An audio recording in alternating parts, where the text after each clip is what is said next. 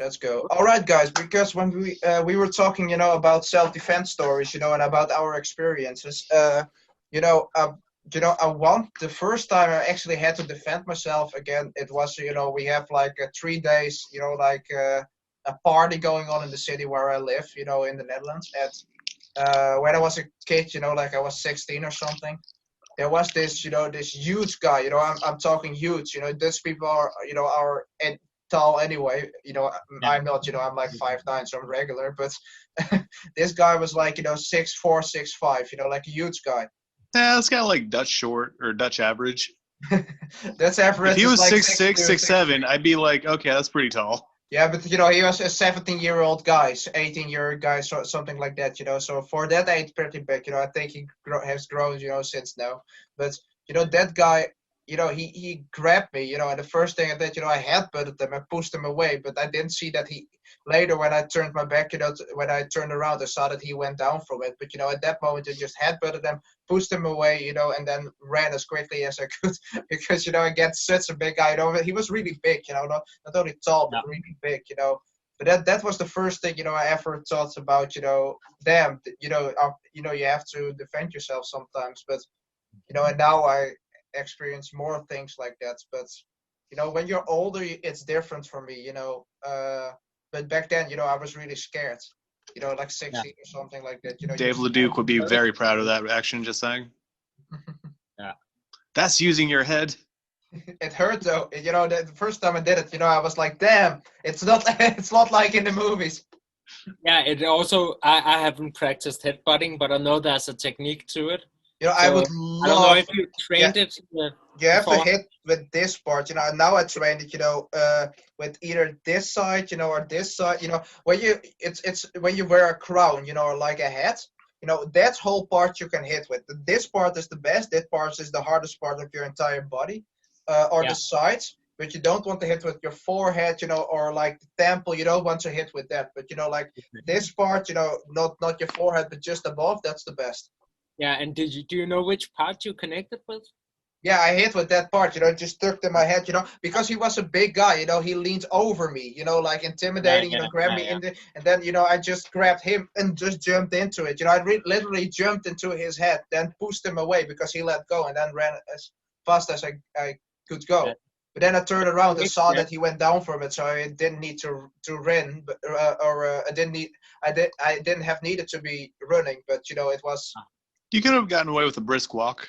Yeah, but at that time, I was really, now I'm more, not only skilled, but, more experienced. I'm older, I'm 21 now, but, I'm like, now I'm not, scared of confrontation like that anymore. But back then I was, But still, running isn't a bad idea. No. You might have some friends nearby. Mm-hmm. Yeah. It's a great reaction. Situational awareness is definitely a There's key only thing for one self-defense. situation where if I, in a self-defense situation that I wouldn't run, and that's when I was with a loved one that couldn't run, if I was with my girlfriend or my mother or something like that, and I had to defend them, I would tell them, get out of here, I handle it. Renz has something similar with his girlfriend, or have you not, Renz? Yeah, this is kind of a running joke, but it's also an actual strategy. Now, I know for a fact that there are certain circumstances where you do have to kind of plan ahead. It's no different than writing a grocery list for the grocery store or like having a game plan for when you go on vacation. And it's like, all right, you need to bring the beach towels for the beach along with the sunblock and everything. But I've always told my girlfriend, in the event that something does arise, I'll be the defense. You just get as much distance between whoever's trying to do harm to us and, the point where you call someone. But here's where the game plan really kind of like escalates. Like I always tell her, you need to make it sound like the worst case scenario is happening. Just like, ring, ring. Hello, officer.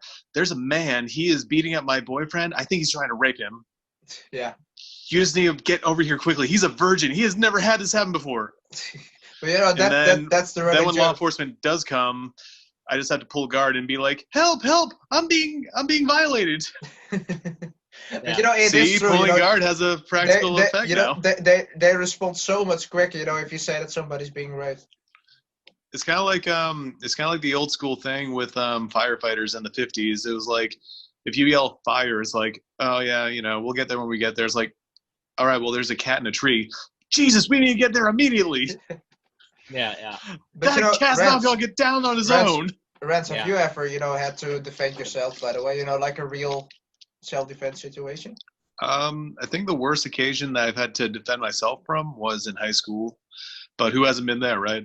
We all have those totally. like people that think they're gonna get the one up on you and just do a sucker punch and like, hey, I just did this, I'm the man. Mm-hmm. And someone tried they were a big guy. I was a big guy as well back then. I've gotten a little bit lighter. But this guy, he was being a total prick, and I may have not helped the situation. I may have mean mugged him like, oh yeah, well, I'm right here. What are you gonna do? And he tries to throw this kick at me. I catch him, and I just kind of like tip him all the way up as much as I can, and he just falls backward. And then I just kind of walk away like, I really hope he doesn't follow me. The last time. Well. Yeah. Nice takedown. I've only Pretty done much. that on sparring. It's a really good takedown. Yeah, it is. Especially if they're not flexible. If they're not flexible. I love the George and St. Pierre takedown. Catching a low kick, and then running through the person. Yeah. So, yeah. I've actually had a situation where there was a loved one, the mother to my child, and yeah, in Cambodia, and there's so much which goes into the story, so I'm just gonna get to the interesting parts. If people wanna find out all the details and what happened, as well as all of the other adventures on my backpacking trip, you can just find Zen Dragon, Thailand, Cambodia. Just write that, and you'll find. Guys, his. We'll include a link in the description. Yeah, his channel. Guys, his channel link and his link to his Instagram. They will all be in the description. So if you want to follow this amazing guy, please do. Thanks. I appreciate that for sure, and I'll definitely also hope that some of my audience will discover more of your content. We hope to, my man. We hope to. Fingers crossed. Fingers crossed. We had some great guests already. Thank you, my man. But so the situation was just a thing escalating, involving a tuk-tuk at first, and then getting into a different kind of cab. But pretty much, we were supposed to leave Phnom Penh, the capital of Cambodia, and we had to ditch that plan because our driver was constantly trying to get more customers inside the cab, and he was telling us all kinds of stories about how he'd been scammed and he needed to make more money. So what happened was he parked his cab in this shady back alley in Phnom Penh, and it was getting dark, and he actually left the car several times, and he did it just without any notice. So we almost didn't have any time to react, or we couldn't ask him, how long are you gonna be away from, when are you gonna get back, or anything. And at one point he left the car, and it took quite a while for him to return, and we noticed in the background, we saw what appeared to be him. It was talking with some other locals in the background, and they were having a laugh or something. And so I told my girlfriend, okay, we're gonna open the car door, and we were both in the back seat. And I told her to just yell my name if something was to happen, just make some noise, and I would be right back. So then I walk over to the alley, I speak with this guy, our driver, and I try to negotiate. And instantly he tells me a story. He told me that he'd just been fined by a cop, and we needed to pay more money to make it worth his while. And I was telling him to get to the planned location, and then afterwards he can have a tip, but not beforehand. And he wasn't really having it, so he was getting irritated, even though I tried to remain calm and not escalate the situation. And he was walking towards the cab thing, and I was following. He was walking quite quickly, so we're right near the car, and it all happened so quickly. It was a crazy situation. So then he enters the car, and my girlfriend is in the back seat, Then he closes the door somehow, and I'm standing right next to the door, fortunately.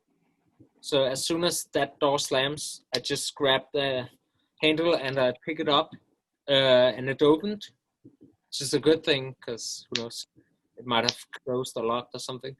Yeah. It opens, so I enter the car, and just as soon as that happens, no, actually, it closes, and then I hear like the sound of the gas of the engine starting to rev.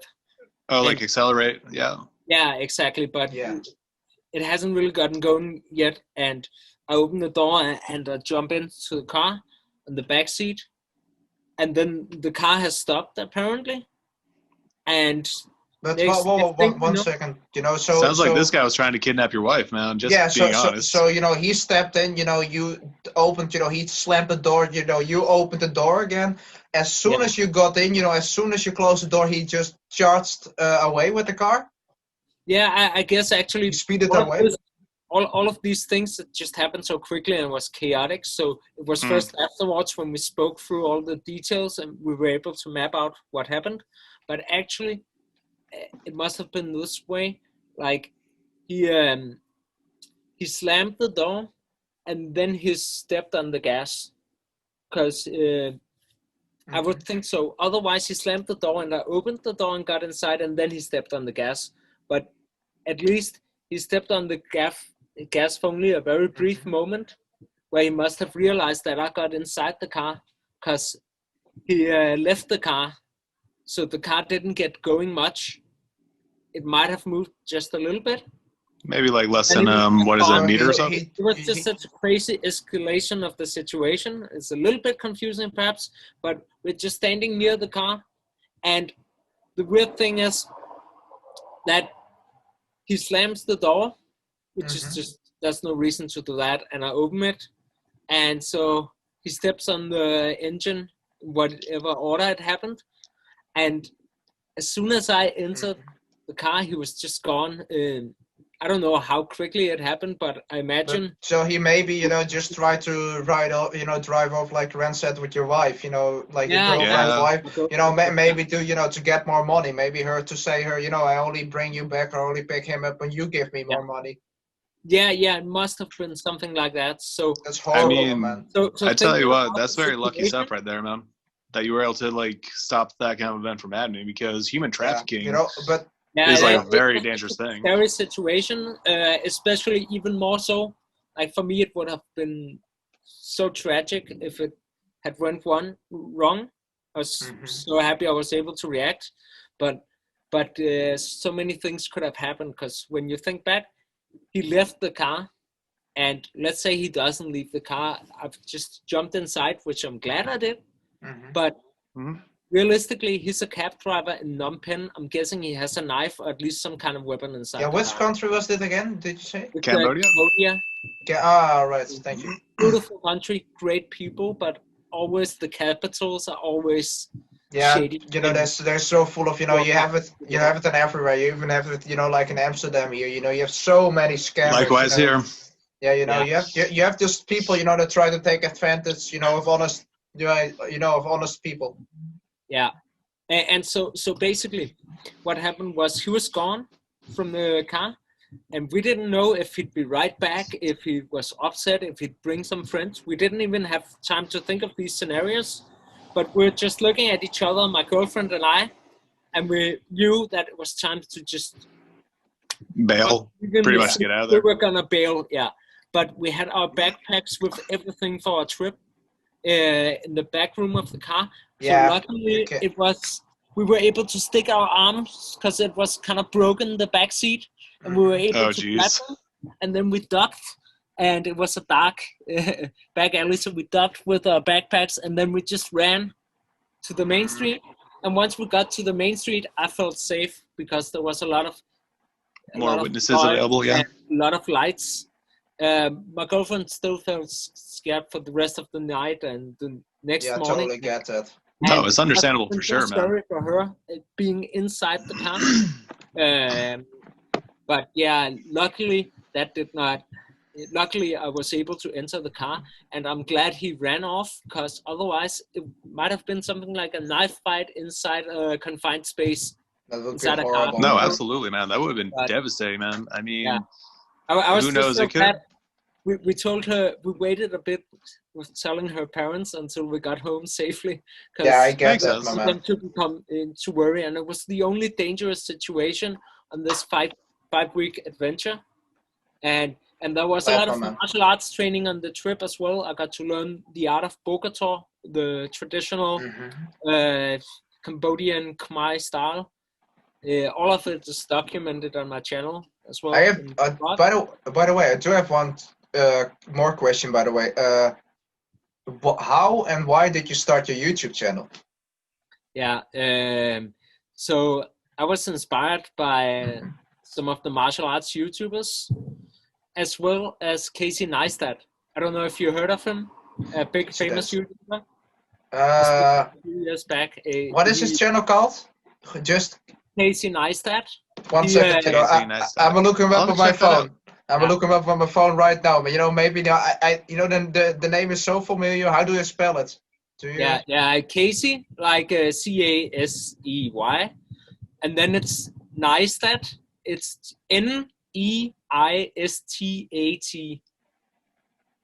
Neistat. He used to be a New Yorker. Now he's living in LA. But Right, Casey. so Went from Little Italy to actual Italy. That's kind of wild.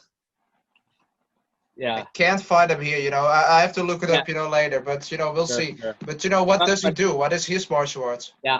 Nah, he's not. I was inspired by a bunch of martial arts YouTubers, Mhm. and this guy is not a martial artist. He inspired me as well, just in terms of pursuing your dreams, in terms of making an impact for others through social media. So that's some of what. So more like an influencer then. Yeah, he's definitely an influencer, and he influenced the common style of vlogging today, but that's Okay. not I was That's inspired great, by. my man. That's awesome, He's my a man. cinematic kind of vlogger, but his best stuff is his early videos, which are like short films and really passionate and with a great message. He did Yeah. like the bike lane video, a lot of viral videos. He created the first viral video ever on Oh, the that's internet awesome, my man. about the Apple. Anyways, I want to talk more about the martial arts things. Yeah. No, absolutely. Shane Faison. Yeah, you know, Had a you know, feeling. I've been, you know, I love that guy. You know, I've been following, you know, since, you know, he is not that much older than me. So, you know, when I was, you know, around his age, you know, he started. I saw the first videos, you know, that he did with his old school, you know, camera, you know, old school Yeah, phone. the self-defense stuff. Yeah, the self-defense with ants. Did you know that guy? Yeah, exactly. Yeah. Yeah. Which one? Like the first video I saw of his is this old school video about a story about wearing a mouthpiece in a street fight. Yeah. I totally get what you're saying. Yeah, You know. but yeah, this guy was a huge inspiration for me. I was also inspired by other YouTubers like Nick Droses in terms of Yeah. the self-defense content, and also several others like all the big ones like GNT, Ginger Ninja Trickster, Yeah. and We should also have him on the podcast. You know, they didn't even think about asking Fingers him. crossed. You know, fingers crossed. You know, I'm gonna ask him next. You know, because I love that guy.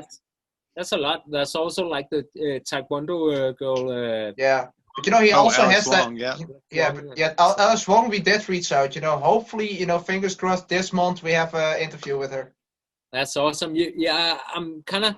When I started my channel, I've been working extremely hard on it, especially the first 3 to 4 years. I tried to reach out to all these big name YouTubers and do collabs, and I wasn't unable to do anything. So I'm kind of surprised that you've been able to get in contact with so many Well, big name martial artists and YouTubers. to be completely honest, you know, that's also, I think, because Rance and I have been fans, you know, for these YouTubers also when they were, you know, way smaller. You know, I've been fan, you know, and I've been subscribed to Mike, for Oh example. yeah, you know. like I see Mike and Sensei Yeah, Seth, when he had only, you know, like 5,000 subs, you know, so yeah, you know, only 5,000 subs, but you know what I mean. But you know, and that's the same, you know, with so many others, you know, like MMA Strategy. You know, I remember him, you know, also when he he grew very, very fast though, you know. But it's the same with Yeah. Shane Faison, you know.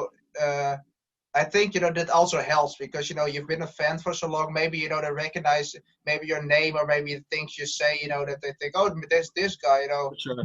Or maybe they just like us. I don't know. Yeah. I think that played in a lot to my first collabs with Nick Grosses, for instance. Yeah, he's an awesome guy. Yeah. And he's the only really big YouTuber I've collabed with thus far. But a big part of the reason is that I'm here in Denmark. And all the big cats are in the US for the most part. You can relate, of course. Yeah, totally. What, that place? All of the states, but man. By the way, I am going to go on a trip though in a year or so, you know, maybe 2 years, you know, something like that. You know, I'm gonna meet Rent, you know, and all those other guys, you know, in the states. Awesome. That's but you know, since we're not too close from each other, maybe, you know, I have to visit Denmark too. You know, maybe we can do a collab. I'd love to do something. Yeah, same here, it man. would also be fun to do some sparring or something. Yeah, man, it would be amazing. But also, you know, maybe I'd love to watch that. Just saying. Maybe you can teach me, you know, some things, you know, with staffs and things like that. Yeah, like some weapon stuff and some different stuff. I think for sure your Brazilian jiu-jitsu is probably much better than mine. I'm sure that would be awesome. You know, I can teach you some guard tricks and things and tricks. Heel hooks, Vincent. Teach him heel hooks. Yeah, leg locks, you know. I love leg locks. Hashtag team leg lock. That stuff is just scary to me. That's, but you know, also because I have such a limited understanding of it, so I'm just always hearing of it. Totally right. That's understandable. You know, when we at our gym, you know, do with the beginners, you know, roll with the beginners, even though, you know, we train heel, you know, with leg locks right away, but we don't, you know, when you have a beginner, you know, when you grab a hold of their leg, you know, you have to make sure at our gym that the control is great, you know, so that they can move, but you don't yank the submission because, you know, if you, you know, Rens can approve this, you know, if you only hold the leg lock, you know, if you only hold the heel hook, for example, you know, when you know, rip that, you know, somebody's knee is gone, but only when you hold it and the guy, you know, who is in the leg lock doesn't know what he's doing. You know, if he turns the wrong way, his leg will also be, you know, like ruined. So it's like a two-edged sword right there. Like if you hold it too long and you crank on it, it could do damage. But if you hold it and they turn the wrong way, they can ruin it. Do damage. So that's like a good way to think of it is, in my opinion, you gotta look inside the closet and realize that, you know, there's no boogeyman. Heel hooks, leg locks. Heck, even like certain types of kicks that you can throw that you're like not comfortable with, you just gotta become more exposed to it, more conditioned to it. And that, the more you realize that. Very interesting, that thing that made me think of something with the kicks and also with the heel hooks. So because I've been training on and off in a mixed martial arts gym. Oh, very nice. Rumble Sports, which is where I learned some Brazilian jiu-jitsu, and I can only speak highly of the place. If to the extent which I don't represent it at the highest level is just because of, as a father, I haven't had the chance to train that consistently. Makes sense. And I had to just recently stop training there and find some other. But going back to the topic, like they teach leg locks, and they're not scared of it. And they do it in sparring, and just because I have an idea of like moving in the proper direction, because like with the knee, if you pass the knee or something with your upper torso or something like that, I get the sense that's a way to defend. But for the most part, if I don't manage to, I just tap before it even gets close to anything, so I don't even know the sensation of when is enough, when it's not enough, and I don't know how to turn, like you said. So it's a good idea that I'm tapping.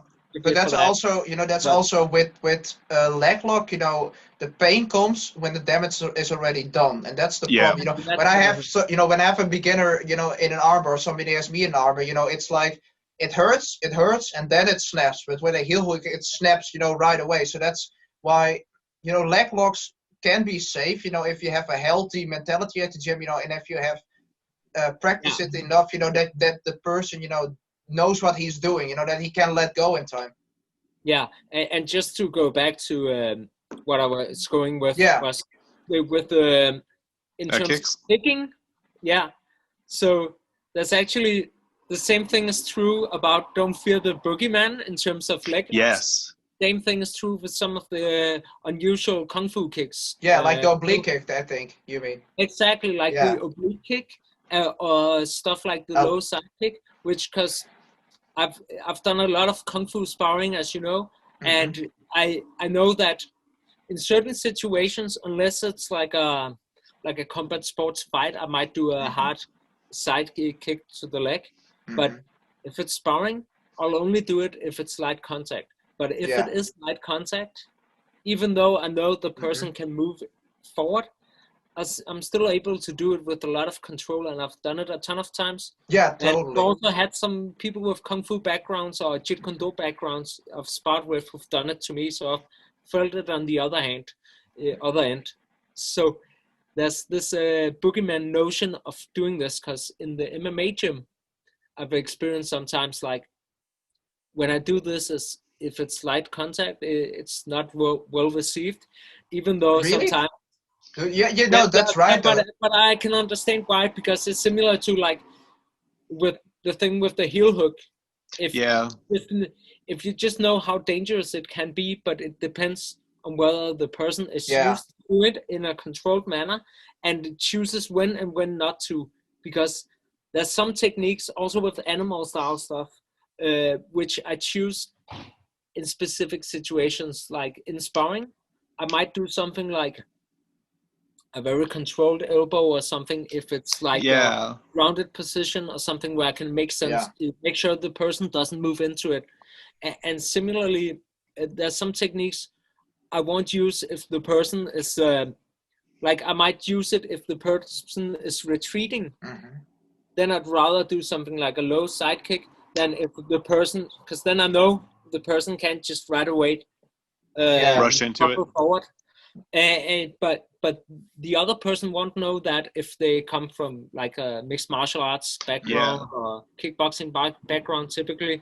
And sometimes it's kind of funny, because sometimes I've even been going lighter than your opponent, where they've been kind of roughing me up and I've been going light, but they've been a little bit scared when they saw something like that, or even like a That's so weird, man, because an oblique kick, it only works, it only does real damage in my opinion. Like if I'm not talking about, in kung fu you also seem you also have this kick, that they hit with the heel, at the kneecap, like to try to chip the kneecap up. That's a very dangerous kick, that can injure your knee. But I mean, oblique kick, in my opinion, it really is meant, when I, throw a jab, for example, and I'm coming forward. When you throw an oblique kick, I'm not hitting you with my jab because your leg is longer. You're stopping me from getting in. It's the same with a side kick to the knee. You disrupt my moving moving forward. You're advancing, Yeah, totally. What Renz is saying. That's different ways to use it, but I want to say that actually when you use it to stop the person moving in, which is very Jeet Kune Do like and kind of street fight self-defense like, that is actually one of the situations where it is kind of dangerous. I love to do the control and execution.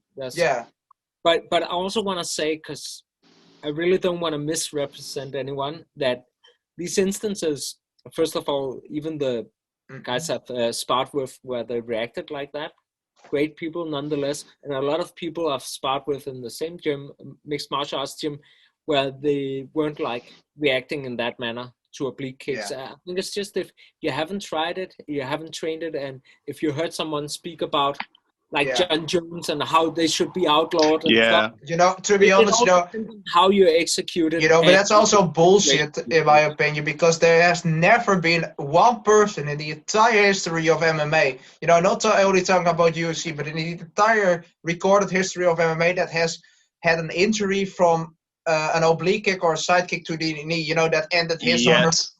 No, not yet. I mean, when you can, when you can punch somebody in the. Maybe Rampage Jackson didn't get injured, but he was affected a lot. He was affected a lot, but I mean, same with a lot of moves. Yeah, but I mean, if you get hit in the face, you are also affected a lot. Exactly. Yeah. But like elbow. here's the thing about like if you get like certain moves made illegal, what's next? Yeah, that's Because you true. know you might not like the oblique kick, but it's like, all right, well we can't do the jab to the face anymore because you might Yeah, poke someone in the eye. Yeah, All right, well now you can't throw body kicks because it might cause internal damage. It's like, well, it's yeah, combat sports, you know, yeah. yeah, expect to get hurt. But yeah. I also want to ask, one thing, Rens, we've done this with every single guest so far. Rens, what do you say? Shall we do the speed round? That the, I actually have one question before we get into oh that yeah, speed of round. course. Now I know it's late right now, but I appreciate myself. Me being a father as well to a 3-year-old, 8-month, and 6-day-old child, I imagine that you have ambition to one day have your son right next to you, like being a little bit older, throwing kicks and punches, doing some sparring with you. Like, yeah, like how to word it? I'm trying to think of a polite way to word it. How would you want to approach like getting your child into martial arts? Do you want to do it the more organic way, or just like, hey kid, put on your gi, we're doing some combat arts? Yeah, obviously that's something I've thought about, and also even to the extent where who knows, perhaps my son is watching this interview in the future, and he never had any interest in martial arts. So, Yeah. it's always been important for me that I'm not gonna determine the path. I'm just gonna provide the best opportunities, but I'm gonna show all the paths I'm aware of, including the martial path, and because I think it's helped me so much in my life. So I definitely want to offer and present that for my son, and then he can choose. But there's one thing that isn't a choice, because it's just like going to school is also not a choice for him, and Yeah, this may be almost even more important. Self-defense. I'm gonna teach yeah, some self-defense Yeah, most basics, definitely.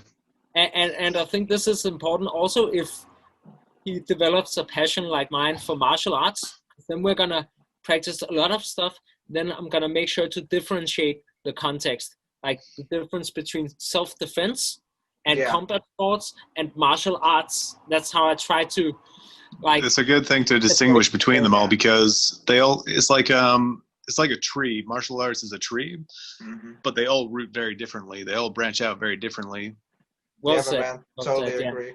That's a great metaphor, actually. Yeah, because they do connect to some Yeah, extent, and some more than others. Like some of the more fancy martial arts yeah. with an emphasis on the art stuff. Hmm. Some of it will help you in some ways in terms of self-defense, just the ability to move, just the coordination. Yeah, yeah, my But man. even a lot of the techniques can be powerful but risky to try out.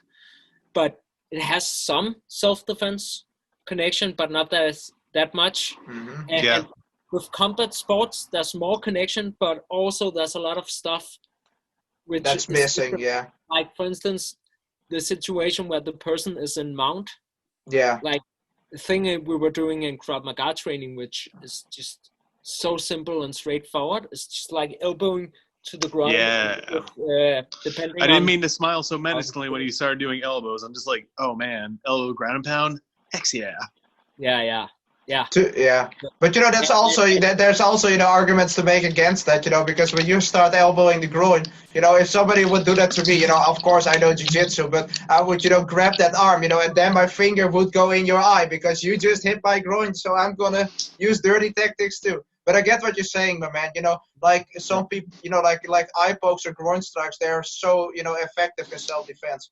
yeah, and I've just recovered from an eye poke, actually, from my Oh, son. that's Oof. It was pretty scary. See, it's always the kids that do that stuff too, man. Yeah, man. You can't stop it. I had once before in a martial arts sparring situation, yeah. Kung Fu versus Capoeira, also on my channel, and Oh god. very Oh, light yeah. contact, but scary stuff, because it was just getting gradually worse the next 3 to 4 days until I That's finally horrible. got some eye drops, and it helped. So I was pretty scared when my son just landed a perfect Kung Fu eye poke. And he has the talent. He is yeah, He is the Dragon Warrior. exactly. That's my That boy. was like perfect. So if a big guy like me compared to him ever attacks him, he should just do that, because like And I don't care if you're John Jones or Daniel Cormier. If you connect that cleanly to the eye, then the opponent is gonna feel it for sure. Yeah. Oh, So absolutely. it's also You know, good but for that's the thing with but self-defense. You don't have to beat the guy. You know, you just have to hurt him enough for you to get away. Yeah, and like I said earlier, like like it's easier to the most difficult thing in the world is to defend yourself without hurting the opponent. That isn't possible. Yeah, pretty much. Unless it's like a child or an old lady or something. Yeah. The next most difficult part is beating up the person. And the least difficult part, which pretty much anyone can do if they have the mentality and if they react first, is to physically harm and just like kill a person. It's much. It doesn't require much skill to kill a person. You know, when that I is first, very true. Go for the eyes. Yeah, but you know, it's even, you know, punching somebody. You know, when I was, you know, like 12-year-old, you know, the first time I punched somebody in the face, you know, it felt weird to me. You know, to punch somebody in the face, and it's only punching somebody in the face. You know, now it's way more normal to me. You know, because I practice it way more. But I totally get what you're saying. You know, that's true. That's also why, I was listening to this Nick Gross's while working out, and usually in between lifting, doing push-ups, I tend to do shadow boxing.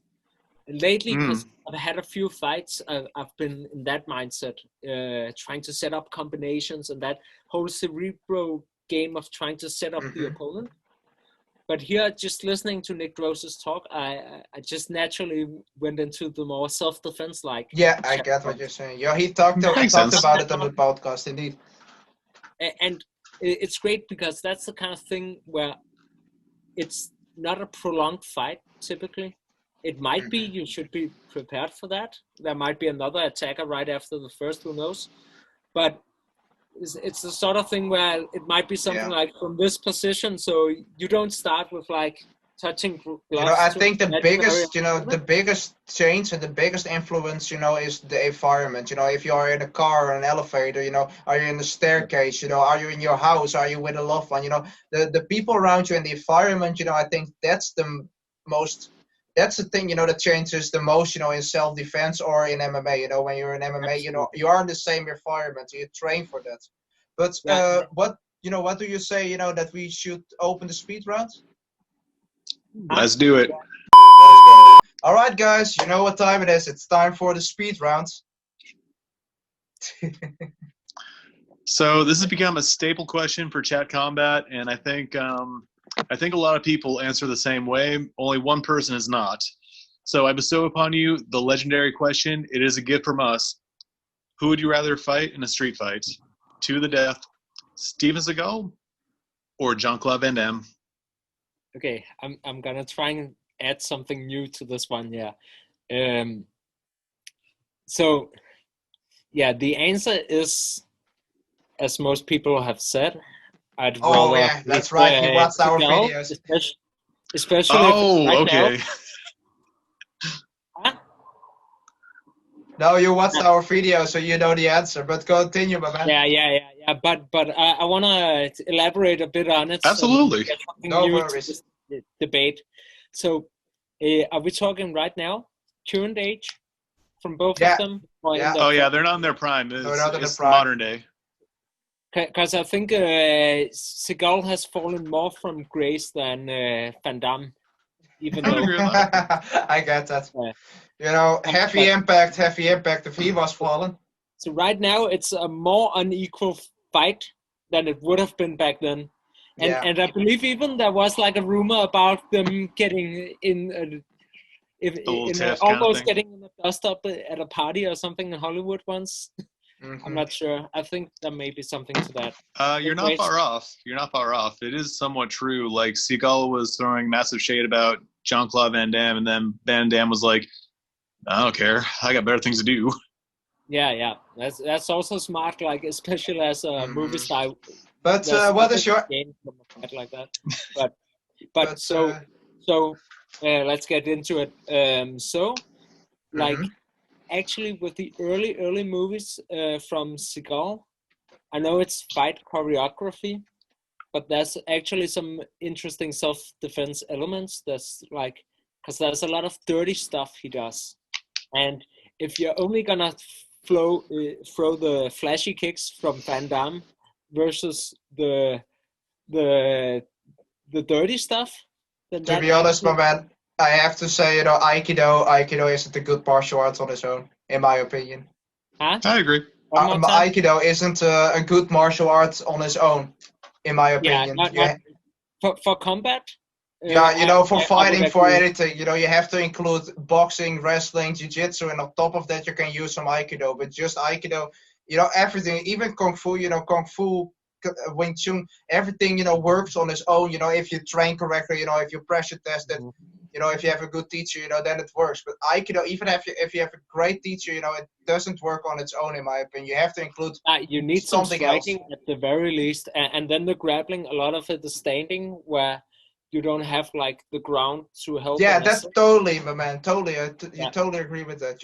But so I agree. Now I would say I agree to some extent, not as to the extent to which you're making the point. Yeah. I think it has some benefits probably besides the combat aspects, but I think also what you need to understand with Aikido is a lot of it was developed for samurai fighting, Yeah, then it works wearing the perfectly. armor. So during that era of the samurai where they were wearing heavy armor, it would be more easy to do something like a wrist lock. Yeah. Yeah. Another thing is also you need some striking, but it's also a matter of setting it up. So you can make some Aikido work, but it's like kind of like with Brazilian Jiu-Jitsu, if it's against a high-level opponent, the first move won't work.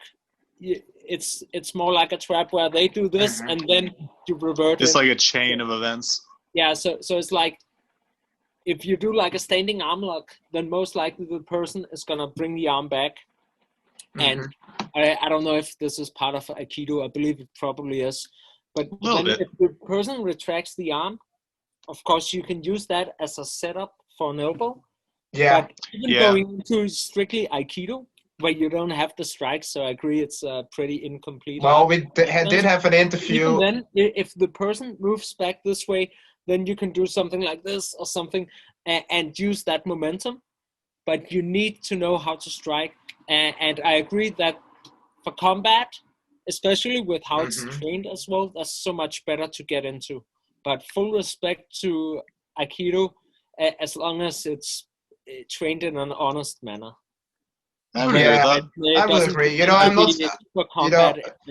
I'm not hating on anything. I think, from all the martial arts in the world, I think it's just the worst, but that's not the people. The people are either they are very nice or either they are very much against every other martial arts, one of the other. But in my experience, but my man, I don't think I don't shit on anyone. I love everyone that's kind and nice. I love everyone, but I think if I have to say to someone, go, I would first say to him, do kung fu, do karate, do kickboxing, do anything. When Aikido is the martial arts, that is the least effective in my opinion. I think a good way to make an analogy out of it is Aikido. If it was like to bring guns into it, we're not going to get too far into it, but if Aikido was a part of a gun, it would be kind of like the magazine or the clip. Yeah. Yeah, it's effective, but it's only as effective as the things that it supplements. Yeah. Best way to put it. But next question, Baban. If you have to choose between... Wait. He never answered it, though. Oh, he never answered it. Just one we point. need to add it to the tally, my man. I think this is a good point. So, if we're talking Van Damme versus Seagal, just to play devil's advocate, because I've already picked Van Damme. He's the way more athletic, and I think he has more pressure testing experience as well. But if we're talking fighting styles, then But if you had to fight him, if you had to fight in the street, if you had to defend yourself against one of them right now, which one would you choose, to defend yourself against? I've already made my choice. I'm gonna pick Seagal. Yeah, one more for Seagal. We're coming for you, buddy. No. I'm gonna pick fighting Seagal. I want him as my opponent, not Van Damme. Yeah. Yeah, absolutely. Yeah. So also because I think he's gonna gas very quickly, and just from there.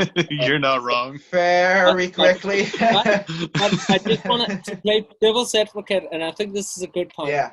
If we're talking in terms of for self-defense, where there's the most takeaways, if we're watching the fight choreography, I think there's more from the early, more realistic Seagal movies, not from the stuff he's done since. To be fair, I haven't watched that much of, but because there's some stuff like small joint manipulation, which is not allowed with reason in Brazilian Jiu-Jitsu and can definitely work.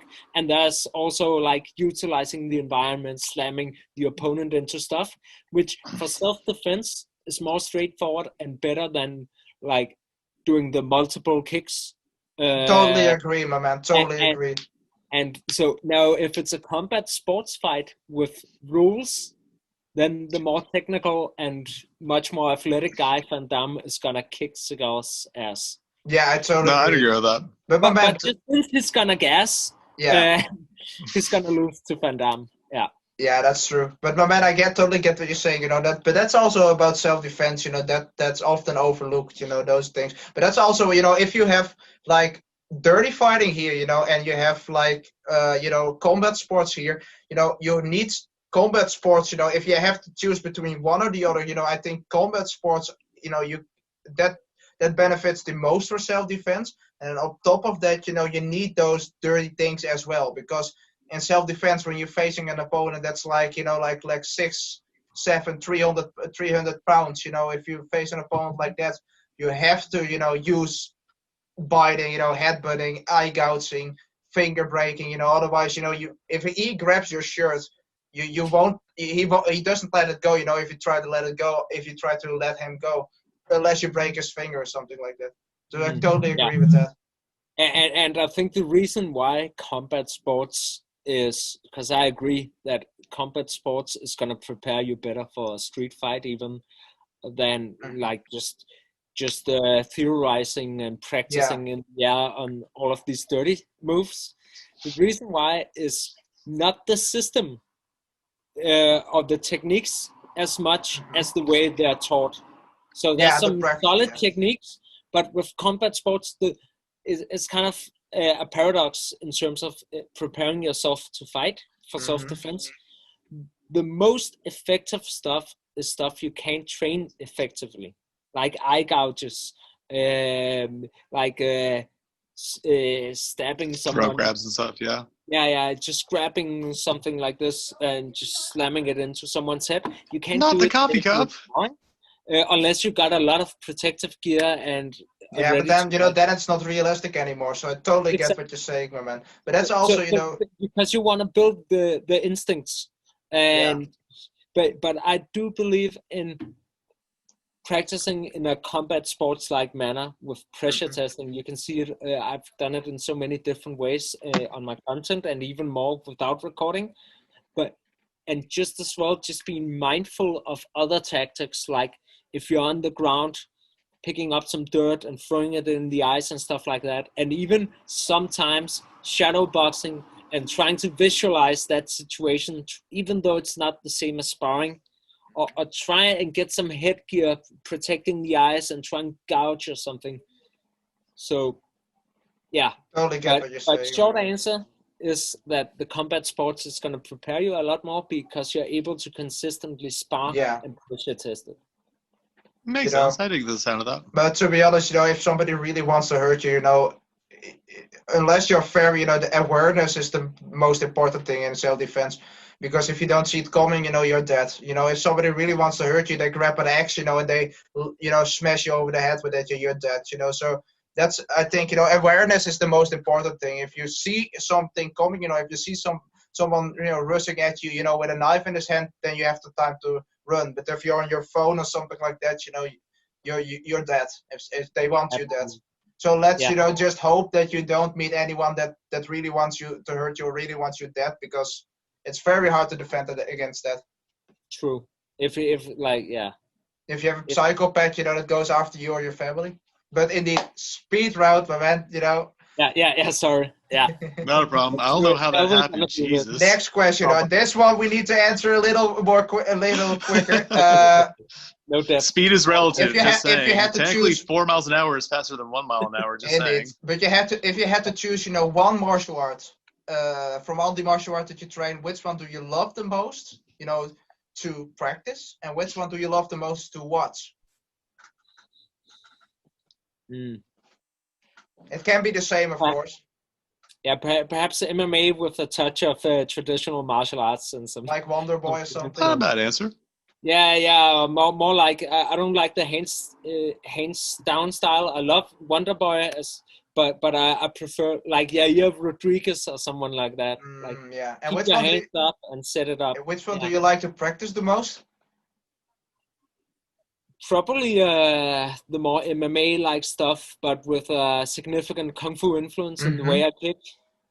And I can dig that. Back fists and yeah, I love those two. I love those two. Right, so just like Vincent, I have a 2-part speed round question. You're stuck on a desert island. Where's that desert island? But more importantly, you get 5 things to bring along with you on that deserted island. You can pick anywhere you want the deserted island. Okay, I pick like Hawaii, if that place was. Yep, that is an option. All right. Like the best island. I know there's a lot of differences between the islands, but the one with most nature. And how many things do I bring? 5. 5. Okay, so Nunchago. Not a bad call. Perhaps my phone, but that's not a charger, so skip that. Nunchago. Hammer. Sure, if it's smart. Couldn't hurt. It's a weapon and a tool, and a book called The Damage Done. I don't read a lot of books, but by Warren Fellows is such an amazing read about this drug trafficker. Anyways, this is the speed round. Yeah. And a pet, if some kind of cat. Yeah, because I don't want to have a dog. Not a bad call. All right. And one 5th thing, I think, like a hand grenade. A hand grenade? Greg, why'd you bring a grenade? I don't know. I might kill myself with it. A hand grenade, you know, the best thing for self-defense. Just pull the pin out, you know, and say, I'll do it. You know, I'll do it. You know, I'll only pull this pin back, you know. Yeah, that's the weirdest answer we got on that question yet, my man. I like it, man. That's a good answer. You can even use that for fishing, pretty much. I'm not even going to ask you why you would bring that, because, you know, the viewers can make that up for their own, you know, their own thoughts. You know, please, guys, leave in the comments what you would bring on the deserted island. Also, make sure to subscribe to Zen Dragon if you haven't. If enough people comment and subscribe, I'll try and make that happen in a video. Deserted island, hand grenade. Let's do it. You're going to bring us with you to that deserted island in Hawaii, right? I don't know what the airfare will be, but I would love to go to a deserted island in Hawaii. I'm going to bring a hand grenade as well. And absolutely. I'll bring the fingers to pull the pin. Last question. Which, it's also a 2-part question. Which country do you want to visit? Because you visit a lot of countries, I think, you know, but which country do you really want to visit that you haven't visited yet? Yeah. And what martial arts do you want to practice that you haven't practiced yet? So the first is the US, and do like a tour, meet a lot of YouTubers and just experience all the different cultures. The second is it's difficult to pick this one. Part of me wants to go Savat, but I already am inspired by it in the way I shadow box, so maybe something else. Maybe Penchak Silat, if I still have the same experience I have from having trained from Maga and MMA and Kung Fu, then I'm gonna go with Silat. All right, and why do you want to practice, you know, that one? Yeah, so if it was the only martial art I could practice, I would not choose that. But on top of your other skills. Yeah, I'm fascinated by like some of the takedowns and where they really strike towards the joints. So it's not so much a grappling way of taking the opponent down, but it's manipulating the joints and like the leverage through strikes, which I like. And like hitting somebody in the kneecap or something like that. exactly. That's a good tactic.